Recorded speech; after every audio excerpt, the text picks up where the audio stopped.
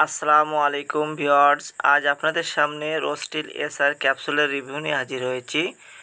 ভিডিওটি আজ খুবই গুরুত্বপূর্ণ। ওষুধটি কী কাজ করে, খাওয়ার নিয়ম কী, পার্শ্ব প্রতিক্রিয়া কী, এ নিয়ে আজ বিস্তারিত আলোচনা করব। বন্ধুরা অবশ্যই ফুল ভিডিওটি দেখবেন এবং যে সকল বন্ধুরা আমার ভিডিওতে নতুন তারা অবশ্যই চ্যানেলটিকে সাবস্ক্রাইব করবেন, লাইক দিবেন, শেয়ার দিবেন।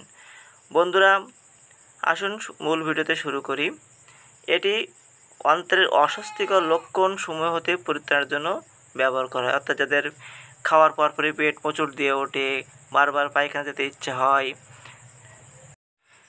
এছাড়া দীর্ঘমেয়াদী যন্ত্রণাদায়ক কোলন, কোষ্ঠকাঠিন্য, মলদ্বার প্রদাহ, পেটের শূল বেদনা, খিল ধরা, দীর্ঘস্থায়ী অনির্ধারিত ডায়রিয়া, অর্থাৎ কখনো কখনো কোষ্ঠকাঠিন্য হয়, আবার কখনো কখনো ডায়রিয়া হয়।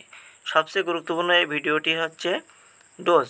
10 বছর উপরের বয়স্কদের ক্ষেত্রে একটি করে ট্যাবলেট দিনে 3 বার, খাওয়ার 20 মিনিট আগে সেবনে সবচেয়ে কার্যকরী। ব্যবহারের কয়েক সপ্তাহ পরে কাঙ্ক্ষিত ফলাফল পাওয়া গেলে ধীরে ধীরে মাত্রা কমানো যেতে পারে। বন্ধুরা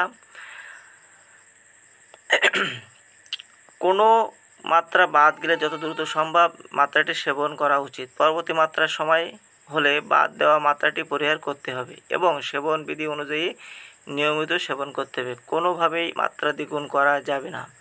অবশ্যই একজন রেজিস্টার্ডভুক্ত চিকিৎসকের পরামর্শে ওষুধটি সেবন করবেন। আসুন এর পার্শ্ব প্রতিক্রিয়া সম্পর্কে একটু জেনে নিই।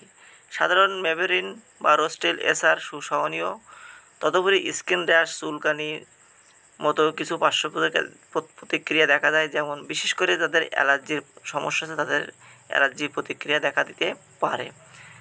সাধারণত কম মানুষের ক্ষেত্রে এমন পার্শ্ব প্রতিক্রিয়া হয়ে থাকে। 10 বছরের নিচের বয়সের শিশুদের ক্ষেত্রে এটি নির্দেশিত নয় এবং কোনো কোনো ওষুধের প্রতি অর্থাৎ রোস্টিল এসআরের প্রতি কোনো ওষুধের প্রতি যদি অ্যালার্জি থাকলে সাবধানতা অবলম্বন করা উচিত।